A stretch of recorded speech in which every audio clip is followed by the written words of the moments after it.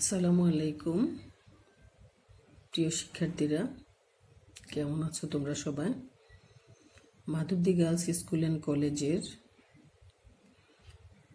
Online ক্লাসের পক্ষ থেকে তোমাদেরকে স্বাগতম।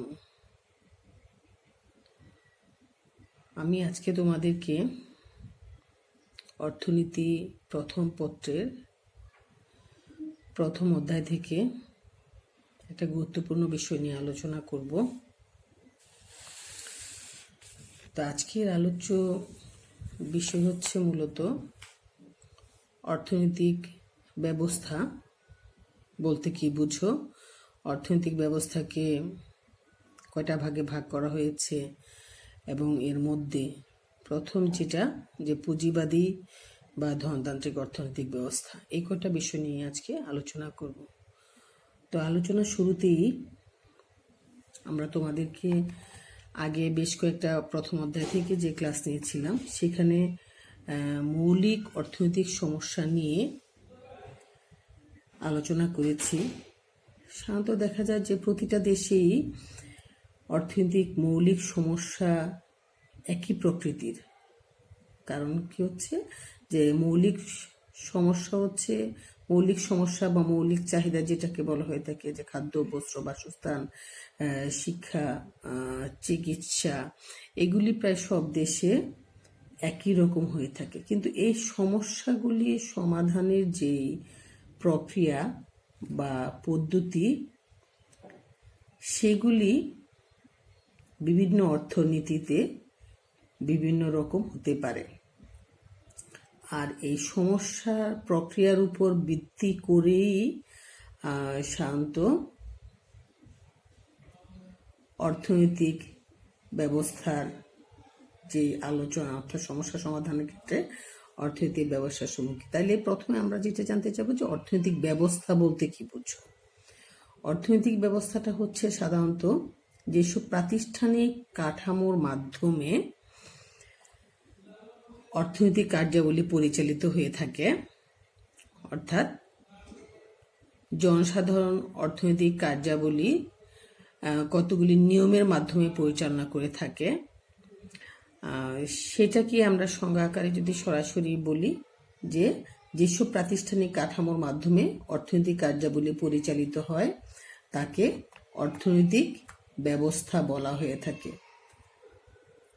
অর্থাৎ অর্থনৈতিক কার্যাবলী সম্পাদনের প্রাতিষ্ঠানিক কাঠামোকে অর্থনৈতিক ব্যবস্থা বলা হয়ে থাকে। তাইলে এই অর্থনৈতিক সমস্যা সমাধানের ক্ষেত্রে, অর্থাৎ সমাধানের প্রক্রিয়ার উপর ভিত্তি করে পৃথিবীর বিভিন্ন দেশে অর্থনৈতিক ব্যবস্থাকে কয়েকটা ভাগে ভাগ করা হয়েছে। সেগুলো হচ্ছে, এক নাম্বার হচ্ছে ধনতান্ত্রিক বা পুঁজিবাদী ব্যবস্থা, দ্বিতীয় হচ্ছে সমাজতান্ত্রিক বা নির্দেশমূলক ব্যবস্থা, আর 3 নাম্বার হচ্ছে মিশ্র অর্থনৈতিক ব্যবস্থা, 4 নাম্বার হচ্ছে ইসলামিক অর্থনৈতিক ব্যবস্থা। তো আজকে আমরা ধনতান্ত্রিক বা পুঁজিবাদী অর্থনৈতিক ব্যবস্থা নিয়ে তোমাদের সাথে বিস্তারিত আলোচনা করার চেষ্টা করব। তাইলে প্রথমেই হচ্ছে যে এই ধনতান্ত্রিক অর্থনৈতিক ব্যবস্থা বলতে আমরা কি বুঝি। এই ধনতান্ত্রিক বা পুঁজিবাদী অর্থনৈতিক ব্যবস্থাকে আবার স্বাধীন বেসরকারি পুঁজিবাদী ব্যবস্থা বলা হয়ে থাকে। অর্থাৎ এই বেসরকারি পুঁজিবাদী ব্যবস্থায় সরকারের নিয়ন্ত্রণ সম্পূর্ণভাবে অনুপস্থিত এবং সরকারি মালিকানাটাও সাধারণত সীমিত। অর্থাৎ দেশের প্রত্যেক ব্যক্তি উৎপাদন, বন্টন ও ভোগের ক্ষেত্রে পূর্ণ স্বাধীনতা ভোগ করে থাকে। তাহলে এক কথায় যদি আমরা বলি ধনতান্ত্রিক অর্থনৈতিক ব্যবস্থা বা ক্যাপিটালিস্টিক ইকোনমিক্স বলতে কি বুঝো, সেটা সংজ্ঞা হচ্ছে যে অর্থ ব্যবস্থায় উৎপাদন, বিনিময়, বন্টন ও ভোগের ক্ষেত্রে ব্যক্তি স্বাধীনতার স্বীকৃতি রয়েছে, সাধারণত তাকেই অর্থনৈতিক ব্যবস্থা বলা হয়ে থাকে। অর্থাৎ এক্ষেত্রে যে বিষয়টা আসছে যে গণতান্ত্রিক অর্থ ব্যবস্থায় সম্পদ, তারপরে উৎপাদনের যেসব উপকরণ থাকে, উৎপাদনের যেসব উপকরণ উপাদান থাকে এবং বাজার ব্যবস্থার ক্ষেত্রে সেই ক্ষেত্রে সম্পূর্ণভাবে সরকারি নিয়ন্ত্রণমুক্ত থাকে। কি উৎপাদন করতে হবে, কতটুকু উৎপাদন করতে হবে, কিভাবে উৎপাদন করতে হবে, বা কি ভোগ করতে হবে, কিভাবে ভোগ করতে হবে, কতটুকু ভোগ করতে হবে, এই ক্ষেত্রে ব্যক্তির সম্পূর্ণ স্বাধীনতা থাকে। অর্থাৎ সরকার এই উৎপাদন বা ভোগের ক্ষেত্রে কোনো প্রকার নিয়ন্ত্রণ আরোপ করতে পারে না, অর্থাৎ সরকারের কোনো হস্তক্ষেপ থাকে না। এই হচ্ছে আমাদের ধনতান্ত্রিক অর্থ ব্যবস্থা। তাহলে এই যে আমরা এতক্ষণ বললাম যে ধনতান্ত্রিক অবস্থার সংজ্ঞা, এই সংজ্ঞা থেকে কিন্তু মোটামুটি আমরা কিছু বিষয় বিশ্লেষণ করতে পারি, অর্থাৎ বৈশিষ্ট্যগুলি আমরা এখান থেকে বের করতে পারতেছি। সেটা হচ্ছে কি বৈশিষ্ট্য, তাইলে ধনতান্ত্রিক অর্থনৈতিক ব্যবস্থার বৈশিষ্ট্যগুলো কি কি? ব্যক্তিগত মালিকানা, মুনাফার উদ্দেশ্য, ব্যক্তিগত উদ্যোগের স্বাধীনতা, স্বয়ংক্রিয় দাম ব্যবস্থা, প্রতিযোগিতা, সম্পদের অসম বন্টন, শ্রেণী শোষণ, মূলধন রপ্তানি, উত্তরাধিকার সূত্রে অর্জন, কেন্দ্রীয় পরিকল্পনা অনুপস্থিত, আর বৃহদায়তন উৎপাদন ব্যবস্থা। আমরা এই ধনতান্ত্রিক বা পুঁজিবাদী অর্থনৈতিক ব্যবস্থায় এই কটা বৈশিষ্ট্য দেখতে পাই। প্রিয় শিক্ষার্থীরা, আমরা এই যে বৈশিষ্ট্যগুলোর নাম বললাম, সেই ক্ষেত্রে ব্যক্তিগত মালিকানা বলতে আমরা সাধারণত যে বিষয়টা বুঝি, সেই ক্ষেত্রে ধনতন্ত্রে অর্থাৎ গণতন্ত্রের ক্ষেত্রে শুধুমাত্র ভোগের ক্ষেত্রে মালিকানা অর্জন করবে তা নয়, সেই সাথে কী করবে, উৎপাদনকারী উৎপাদিত দ্রব্য নিজের মালিকানায় উৎপাদন করতে পারবে। তারপর যে বৈশিষ্ট্যটা আসছে সেটা হচ্ছে মুনাফার উদ্দেশ্য। ধনতান্ত্রিক বা পুঁজিবাদী অর্থনৈতিক ব্যবস্থার মূল প্রাণই কিন্তু হচ্ছে মুনাফা, অর্থাৎ কিভাবে অধিক মুনাফা অর্জন করবে। তাহলে আমরা মুনাফা বলতে কি বুঝি? মুনাফাটা হচ্ছে কি আয় আর ব্যয়ের মধ্যে যে পার্থক্য থাকে, সেইখানে ব্যয় থেকে আয় যখন বেশি হয় সেটাই হচ্ছে মুনাফা। তাইলে আমরা মুনাফা বলতে অর্থাৎ মুনাফাটা মূল সর্বোচ্চ মুনাফা অর্জন করাই হচ্ছে পুঁজিবাদী ব্যবস্থার মূল লক্ষ্য। তারপর যেটা হচ্ছে ব্যক্তিগত উদ্যোগের স্বাধীনতা। আমরা ধনতান্ত্রিক অর্থনৈতিক ব্যবস্থা মানেই হচ্ছে যেহেতু সমস্ত সম্পদের মালিকানা ব্যক্তির হাতে থাকবে, তারা তাদের ইচ্ছা মতো নিজেরা যে কোনো জায়গায় পুঁজি বিনিয়োগ করতে পারবে, দ্রব্য ক্রয় করতে পারবে, ভোগ করতে পারবে, তাদের পেশা নির্ধারণ করতে পারবে। সবকিছুই হচ্ছে মূলত ব্যক্তিগত, অর্থাৎ সব ক্ষেত্রে ব্যক্তির স্বাধীনতা বিরাজ করবে। ইম্পর্টেন্ট একটা বিষয় হচ্ছে স্বয়ংক্রিয় দাম ব্যবস্থা। অর্থাৎ স্বয়ংক্রিয় দাম ব্যবস্থাটা বলতে যেটা বোঝানো হয়েছে, অর্থনীতির ধনতান্ত্রিক অর্থনীতির ক্ষেত্রে একটা অদৃশ্য শক্তি থাকে, অর্থাৎ যেটাকে বলা হয়ে থাকে যে দ্রব্যের মূল্যটা কিভাবে নির্ধারিত হবে।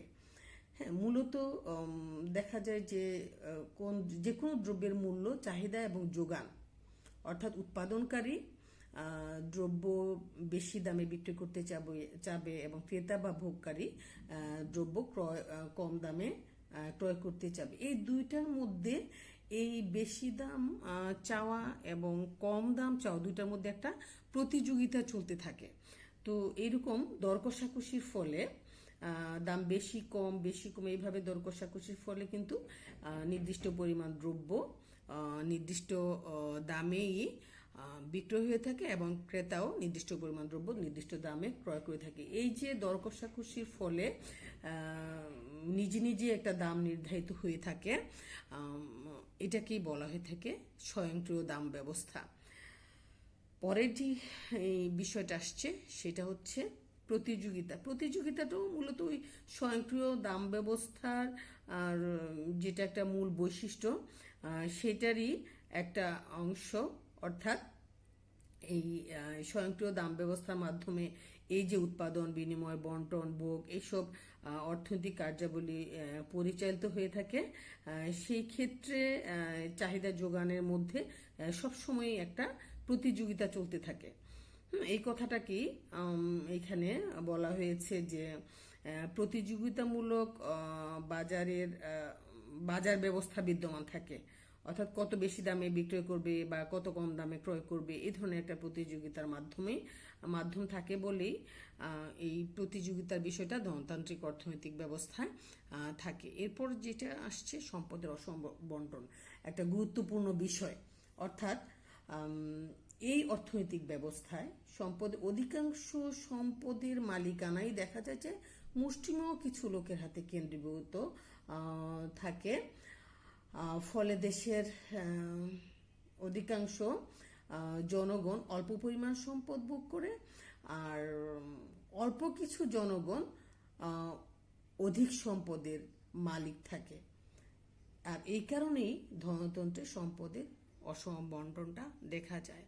আর যেহেতু সম্পদের অসম বন্টন পরিলক্ষিত হয়ে থাকে, অর্থাৎ অনেক বেশি সম্পদই মুষ্টিমেয় কয়েকজনের হাতে কেন্দ্রীভূত থাকে, সেই জন্যই কিন্তু এই যে শ্রেণী শোষণ যে ব্যবস্থাটা সেটা থাকবে। অর্থাৎ পুঁজিপতিরা তাদের মুনাফা আহরণের উদ্দেশ্যে সবসময়ই তাদের মূল লক্ষ্য মুনাফা আহরণ করা, আর সেই কারণে ওরা সম্পদের পাহাড় গড়তে চাইব, আর সেখানে শ্রমিক শোষণটা থাকবেই।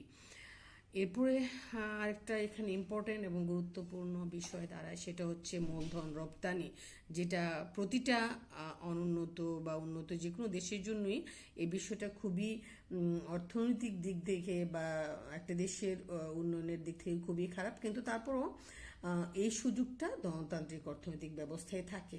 কারণ কি হচ্ছে, পুঁজিপতিরা যখনই তাদের বিনিয়োগের ক্ষেত্রে অধিক মুনাফা অর্জন করার সম্ভাবনা দেখবে না, অর্থাৎ নিজ দেশে বিনিয়োগের তেমন কোনো